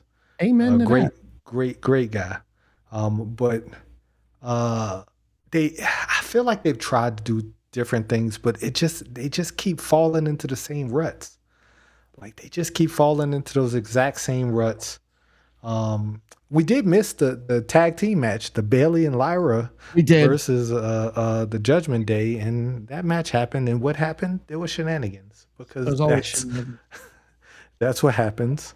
But Bailey and Lyra actually got the win. Bailey posted on her X that pound for pound, her and Lyra the best tag team in the WWE, and I laughed. I chuckled. It made me chuckle. I love Bailey. it's Love great Lyra. confidence. Great confidence. Yeah, but pound for pound, there's a lot of teams y'all ain't better than, They're and the on. team y'all beat is one of them because y'all ain't better than the judges. Roxanne and Raquel, you know how much I love those two. Um, but Liv getting involved, costing them the match. We'll leave. I didn't see AAA. I don't watch AAA, man. Like I always I see highlights of the El Grandes just trying to kill each other. Like I see those highlights. That's about it. Like when they're in AAA, those two really have the best brawls because they really try to kill each other. Um, but I did not see Bailey. I think she has a tag match though. She has a tag match with somebody coming up at Rhea Del Reyes or whatever the one on the 30th, the PLE on the 30th. Oh, that's the mass versus mass night. Yeah, she has a tag match on that card. I can't remember with who though. It might be with Miss Iguana. I don't know. I thought she had a tag match with another female. I thought it might be her and Lola versus two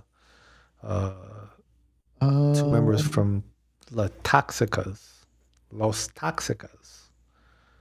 And boy, If you want to, if you like, well, if you think Pam is built a certain way, check out La Hydra. Boy, she is built like a brick house. Bless her.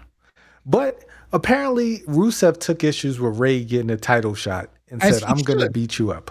As he Yes. should. How do you just appear out of nowhere and get a intercontinental? I've been fighting. I've been fighting for months to try to get a singles intercontinental title match. Talk to Sammy And about it. He knows. yes, Privilege. and he said, "I'm just going to beat you up," and that's what he tried to do. And Ray, at his age, the fact that he could still move the way he moves is just incredible. Yeah, it is. Like, I don't think he gets enough credit. Like, people always, he's the greatest luchador. I don't think people really put respect behind that when they say it though, because Right? yes, like he's so damn good. Still, he's so good at 53. Like, look, like him and Chris Jericho. No knock on Chris Jericho, because Chris Jericho still goes out there and puts in work, but he ain't putting in Ray work. No. Like, Ray is still flying like he's like Yep. he's about to get tossed into a trailer by Kevin Nash. Say, Like, he's I was just going to bring up the fact that he was a lawn dart. yes, like he's still flying around just like that. Like, it's incredible. He's had injuries, but every time he comes back just as fast, just as high flying, and he has such an innovative moveset. Of course, Ray wins. Of course, there were shenanigans because All Ego and Rusev. I don't know what we're doing with those two, but I still love Ethan Page. I still love Rusev. We're just not going to do with we're just not ever going to do anything with Rusev, and I just have to get over that. Like, because I just think he could have been a true monster heel. He could have been what Gunther was. He could have been what Gunther is, like a true monster heel, like a Jacob Fatu. He could have been that. I think he's gotten his own way, though. I think he's gotten his own way more than the business did, if that makes any sense. Do you think that hear me out for a second. With Montez Ford disliking Seth Rollins as much as he does, and with Logan Paul on the shelf, do you see any way Paul Heyman gets in there and turns Ford to the Vision and pulls him in to keep that group going forward? Man. Him and Dawkins split. Ford goes with the Vision and runs with Theory. And Dawkins turns into Marty Jannetty. Dawkins turns into Marty Jannetty and runs with Rollins right now.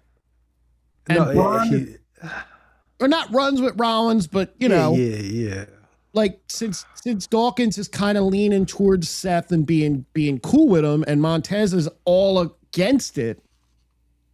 Do you think we get the Montez turn that Bianca never actually got? I would love that. I take that back. I would not love that, because I think the Vision's cooked. I believe the Vision's cooked. Like, let's let that go. They're not the Judgment Day. They're not. I don't think they're gonna survive 15 iterations of the Vision, because they were Seth Rollins' group, and now that he's gone, they're really not they're Paul Heyman's group. And I mean, I guess that could be cool, but he's not really propping them up to the level they should be. Braun Breaker didn't win. He didn't win the title. Nope. So without the goal, you have no power. Yep. And now you're a tag team champion. So you went from having a world title match against Old Man Phil, and now you are a tag team champion. You become the Vision's version of R-Truth. And that's not a place that Braun Breaker should be in this stage of his career. Maybe 20 years from now, when he's like, still a genetic freak, then he could be a tag team champion. But right now, I think he This is not what he needs. No. I think I I would think they like to need to get the see him. tag team titles off of them quick. I would like to see him with Paul Heyman. I would For sure. what I would love to see is Ford and Dawkins win the belts and Paul Heyman leaves the division and go with Montez and Dawkins. That would be some shit. I don't see that happening. Yeah, because the Profits don't get heat. That's the issue. that's the issue is they've tried it. We've tried this before where we had BFAB in there and trying to be their manager. Yeah. No, come on. Whoa. We're not gonna have Logan Paul slander. Who are you, Joe Hendry? I believe I'm with the first half of what he said. Yes, after Seth, there is no vision, but I like Hard stop. Logan Right there. Paul. Logan Paul's great. I mean, I love unfortunately, Logan he's Paul. injured. I do I too. love the fact that he gets so much hate that people hate him in real life. Now, real life, I would never hang out with Logan Paul, but like I like him as a wrestler because he's an athletic young guy, man. I would hang out with Logan Paul's money and his wife. Jeez. I was hanging out. Okay. That's all. They got a baby. You don't mess with that. I just hang out. Ain't no man just gonna hang out with my ain't no man gonna just hang out with my wife. We just hang. I'm just hanging out. Nah, Jack. Nah. Especially his wife. She's nice, attractive young lady. Yeah, I am. I'm drinking the Logan Paul Kool-Aid. I don't want to fire Logan Paul. No, fire Joe Hendry first. For sure. Then we get to the main, the not even the main event. We get to the main segment, the tribal combat signing. And I was playing 007 as I was watching this. And I had to pause the game because I said, I got to hear this, right? This is going to be good. And they did not fail me because this was my man Roman said. First of all, yes, Jacob Fatu is going to kill someone with a chair one day. Fuck those security guards. Fuck y'all. Like he thought those chairs are heavy. Like office chairs are not exactly light. No. Like office chairs are heavy. They're bottom heavy as shit. It don't matter what kind of office chair you get. First of all, you are a strong human to pick that chair up like that. And then to get that much distance when you throw it, I don't care if you have 25 security guards. I ain't going in that damn ring. My man, I feel like I broke it. I swear to God, when he threw that table, I thought the table was going to flip over and hit someone. I feel like I've broken every finger on my both hands playing basketball, like jamming on basketball. Imagine a chair and like you blocking it, it is going to hurt. Like no matter what, I don't care how strong you are. Yep. Like it sucks. But yes, Jacob just throwing chairs, throwing tables, because he wanted Roman. He wanted Roman face to face. And Jacob's such a good promo too. Like everything he says sounds like it is the realest thing he's ever gonna say in his whole life when he cuts promos, and I think that's why everybody likes him. Yeah. But boy, when Roman he's on a different level, man. like I don't even know how he could deliver some of the lines he said. Like, cause he told him, you're not just gonna acknowledge me, like you're gonna be my indentured servant. You are going to Mr. Reigns. Slavery is illegal. He rewound the clock a lot with that saying. Like slavery is illegal, Mr. Reigns. You cannot have a man as your man boy, like just doing like you are going to serve me. You're gonna do everything. You're gonna be my lackey. Is that why like you're gonna be Virgil? Is that why Jay brought up Mr. Lincoln in his maybe you know what? Maybe he did. Maybe they got wind of these lines coming up. Was like, yo, Slavery is illegal, my guy. What are you talking about? What are you talking? That is your family. How you going to enslave your family member? What is happening right now? Uh, Yeah, no, totally agree. Totally agree. Now, the pop that I'm gonna when Kevin Owens' music hits, whenever it hits, I'll jump off the couch. I'm going to pop wherever I'm at. Like I miss Kevin Owens, love Kevin Owens, and Jacob Fatu is a great. Like now the question is, Roman says all of those things. What's better now? Jacob being in control or Jacob being Virgil? So What this is damn. So this is for the belt too, right? Or is this I just don't think so. I don't think this is for the belt. This is just tribal I don't combat, think this is for the right? title. This is just tribal combat for the tribal chief, the head of the table. For the Ufa Falafa. Yes, yeah, yes, as LA Knight eloquently called it. Yes. I mean, I know who I think is going to win. Hold on, let me check that. Let me check that out. And I'm gonna go get my dog. He's screaming. Yeah, I'm a look up and see if that's actually for the title too. Because the way Jacob was speaking, it sounded like he's gonna take everything from Roman. I'm typing in the wrong keyboard. But yeah, it sounded like I'm just looking up to see Clash in Italy that comes on at 2 p.m. That is noon here in the sunny El Paso. Oh, it is. Oh, it is for the championship. Tribal combat for the World Heavyweight Championship. So, whew, man, I don't know if they're gonna have Roman lose to Jacob Fatu though. I don't know.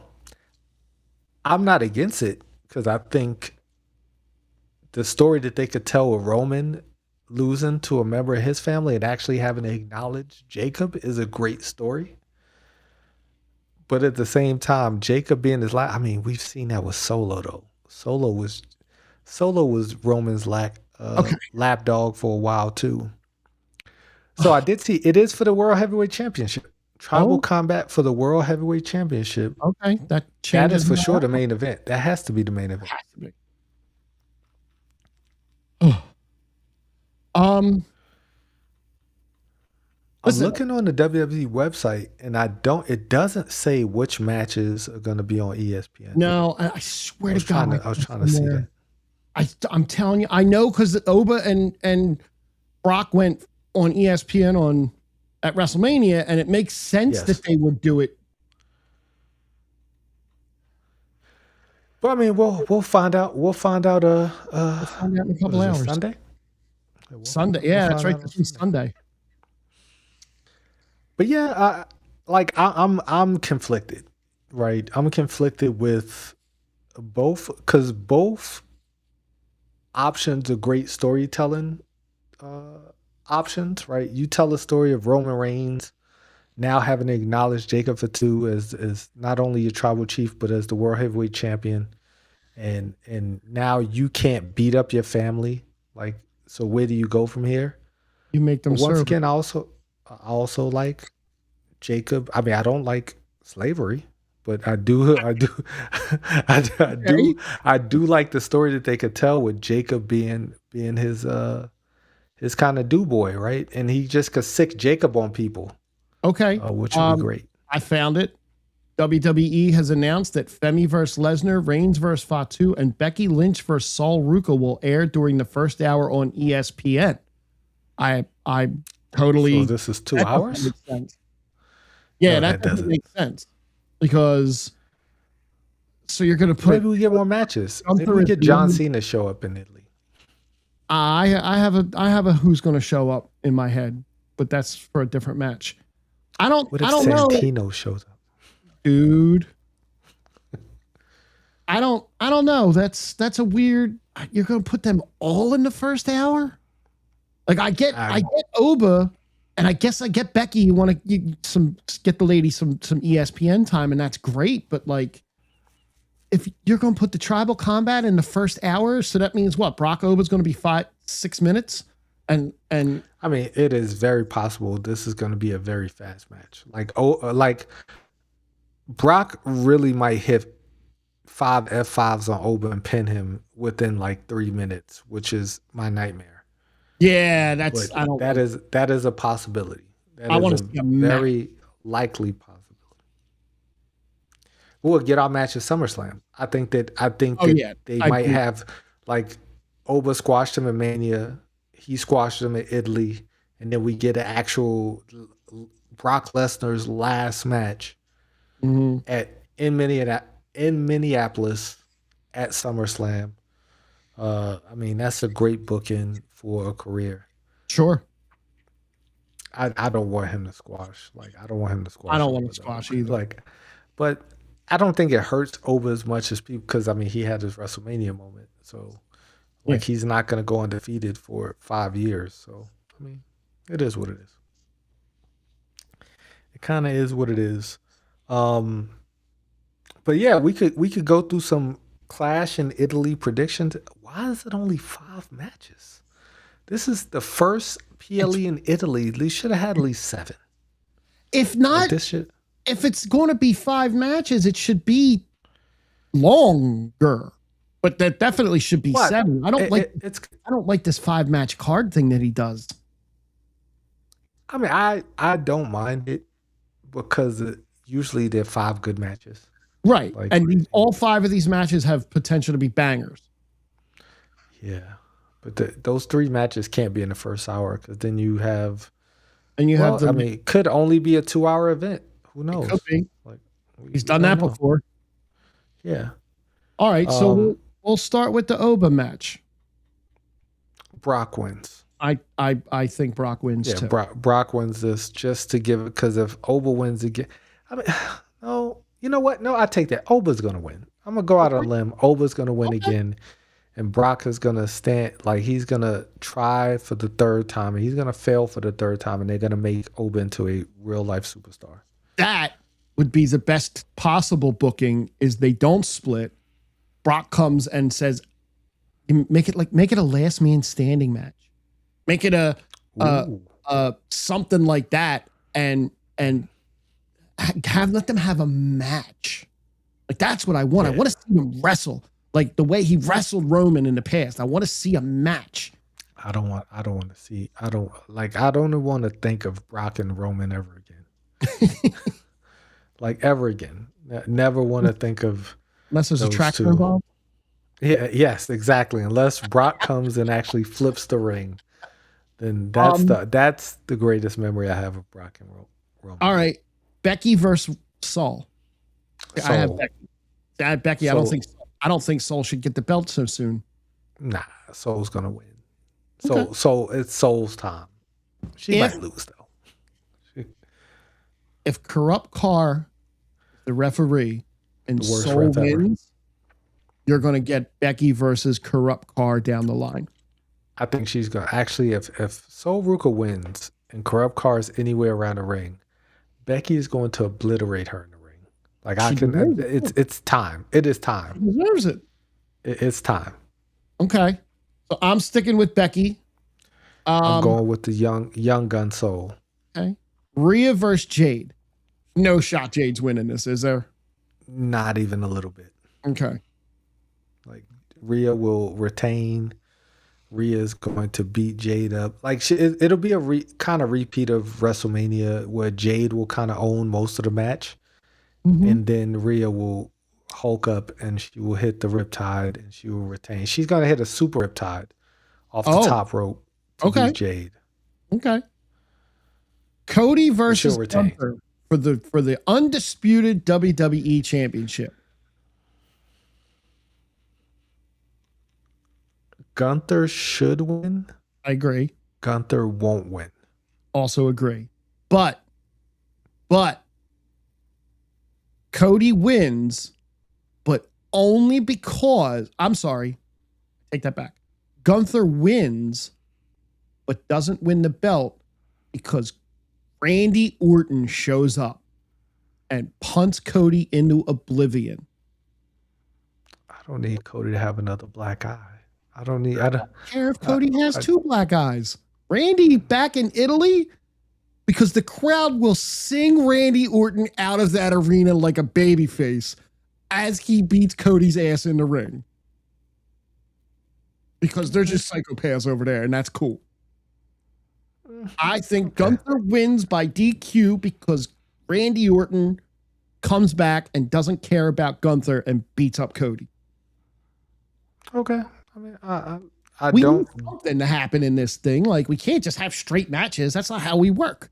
I mean, though you could have Gunther just choke Cody out like he should. Listen, like that is the Gunther ultimate. Should put Cody to sleep. I do not disagree with that in any way. But, I mean, if Randy comes back and punts him. Roman Reigns versus Jacob Fatu. Now, before you had said it was for the heavyweight championship, I had every thought in my mind that Jacob was going to win and become the tribal chief with Roman holding the belt. But I'm not sure now. Well, the WWE is intent on telling the exact same bloodline story again. Mm-hmm. So Jacob is going to lose. Like they're literally, I thought they were going to do something different, but they are telling the exact same story again. Like there is, you could just put Jay instead of Jacob right now. They're running the same story back. Do you think there's any outside interference on Jacob's behalf? We know the Usos are going to be lurking around. I don't know. I mean, Roman's going to win. So could there be another Fatu out there? I don't think they want to sign Zilla. Like, there's all this hype around Zilla. I don't think Zilla. I think after the MFTs, they're just like, this doesn't just work. Like, right. You can't just bring in more Samoans and just and it just works. Like Jacob's lightning in the bottle. Yeah, like Jacob is truly lightning in the bottle, and they didn't even know if he's gonna work the way he worked. I don't think Zilla, because he's the only Fatu. There's Juicy Fatu. I don't think they're gonna. Oh, you're right. There is no outside interference. This ain't Bloodline rules. Oh, I thought anything goes in this. Well, anything goes, but like this is true mano a mano. That's why they like did the mind meld thing at the end of it, where this is a grown man business. Nobody else can get involved. If somebody else gets involved, I think you forfeit. He told Adam, I think you lose. He told Adam Pearce to get out the ring. He knows he can't touch me until Tribal Combat. Touche.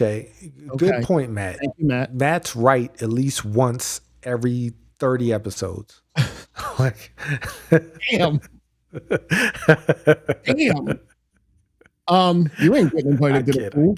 Oh, I'm banned. Exactly. I'm still banned from the pool because I went to somebody else's WrestleMania party and I didn't go to Matt's. As you should. I got banned. How dare you? Yep. I drove 10 minutes as opposed to 35 minutes to Matt's house. Touche. All right, 35. If you live 35 minutes away from me, I ain't never come to your house. Yeah, but he got an in-ground pool and it's awesome. Touche. All right. Here's what I think. I think they are going to go a different way and that there will be outside interference, and that's why Jacob loses. Because Jacob is unhinged and is going to break all the rules. I'm going out on a limb. Okay. I mean, I can see that. I can see a world where that happens. But I could also see a world where they just have Roman beat him straight up. That's true. I mean, this is only, I think, the third Tribal Combat match. Yes. Roman's won all of them. He has to lose one. At some point. I just don't think this is the one. Because it just, everything is story bound. Right. And just what's the more interesting story? And it's not what's more interesting to me. It's what's going to produce the most money for TKO. And I don't think Jacob being the champion produces as much money as Roman being the champion. Unfortunately. It doesn't. And I'm pretty sure Roman's like going to appear on every Raw up to like SummerSlam still. So it's like, good for him. Triple H is looking back at notes from like 3 years ago and just going copy, paste, copy, paste. Name change, search name, Jacob. I don't like that. I don't. I thought I was gonna love this second coming of Bloodline, and they just kind of fell back into the same habits, the same tropes, and it's just not. Yeah. See, it could be, but if it's an interference, it's that. But like the thing about it is, if you win by interference, you still don't win. Correct. The belt. Or the Uthalafa. No, well, I don't know. You know what? I'm gonna have to do some research and dig deep into my knowledge of Samoan tribal combat knowledge. Okay. And see, because there has to be a book somewhere. Right? There has to be a rule book somewhere that I could look it up. If not, then we'll just kind of go whatever the WWE is going to throw at us, because they're going to throw. There's going to be some wonky finish. Now that you all mention it, it is going to be a wonky ass finish, because all Roman Reigns title matches always have wonky. I googled this, and the AI overview says no DQ or count out. Referees cannot disqualify competitors for using weapons, and there are no countouts if the fight goes outside the ring. The victory must be secured in the ring, pinfall, or submission. While it's a no DQ environment, the stipulation is deeply rooted in Samoan wrestling culture, often involving sacred ceremony.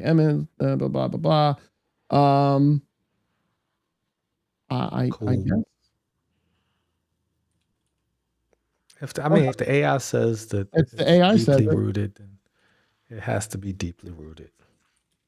Let me ask one more question, and then.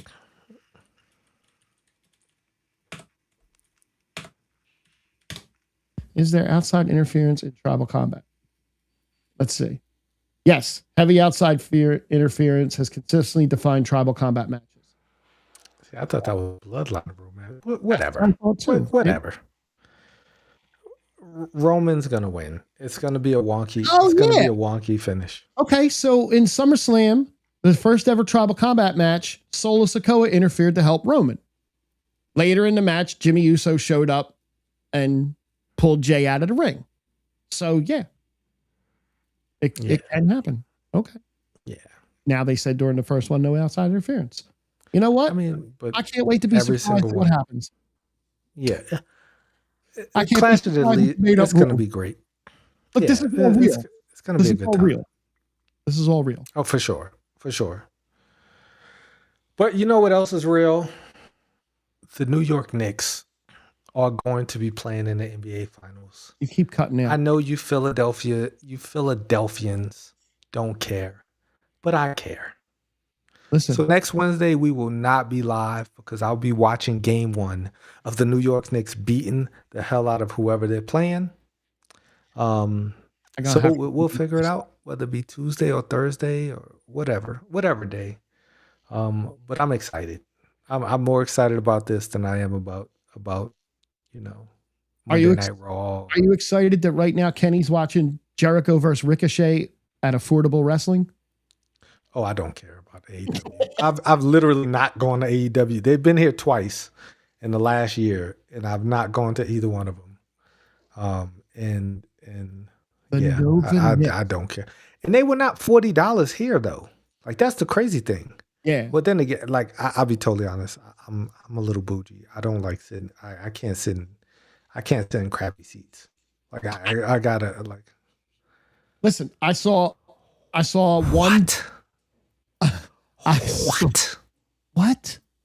All right. You're a baller. Oh yeah, you are. You are in Oklahoma. Hold up. Is that for the Oklahoma City? Like, if Oklahoma wins, that's the game. That's the game you're paying the $2,800 for. Damn, that's more than my wrestling. Yeah. Oh, you in Lawton. You're right.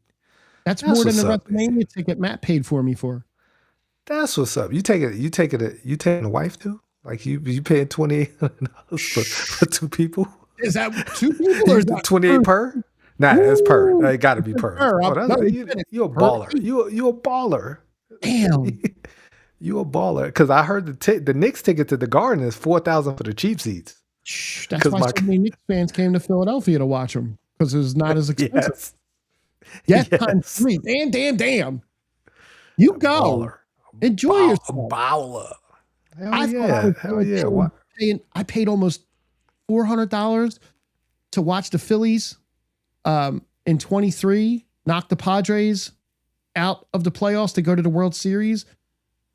I thought I was paying a lot. Damn. Hey. Well. I mean, hopefully, Oklahoma makes it to the finals. Because if that's the case, then if not, I mean, you might have to fly to San Antonio, or you could drive to San Antonio. How far is San Antonio from Lawton? Because it's not actually that far. It's probably closer from Lawton than it is from here in El Paso. It's probably closer to drive from Oklahoma to get to San Antonio than it is to get to San Antonio from El Paso. It's like a 10-hour drive from here. Exactly. Exactly. It's a 10-hour drive. No, it's like 9 hours, like 9.5 hours from here to San Antonio. That's crazy. Man. But anyways, we're definitely, yes, any and everything is far from El Paso, other than Las Cruces, which is like 30 minutes down the road in Mexico. in actually Mexico, like it's closer to get anywhere in Mexico than it is to get anywhere else in Texas. But I digress. Great show. Thank you so much, Matt, for showing up. Thank you so much, Rico, for popping in, man. Appreciate you. Ace, of course, pops in. There was another person. It was all red. Yeah, there you go. Thank you so much for popping in. Thank you. We'll catch you next week. All red. All red. Definitely thank y'all for popping in, talking wrestling with us. It's always fun when I get to talk about Nia Jax because Matt hates Nia Jax. But we'll catch y'all next week. We'll definitely figure out a time, and I'll try to put it out a little bit early when we'll be doing it. We'll coordinate schedules. I appreciate you. Thank you for watching all the time. Thank you so much, man. And yeah, definitely comment, man. Join the conversation. That's what makes this group great. That's what makes the streams fun, is when we get comments and people who love wrestling get to talk wrestling. And even if you love AEW, we love you too. But we'll catch you guys next time on the island. Of course, I don't have the music queued up because it's never queued up when I need it. But here we go. We'll catch y'all next week.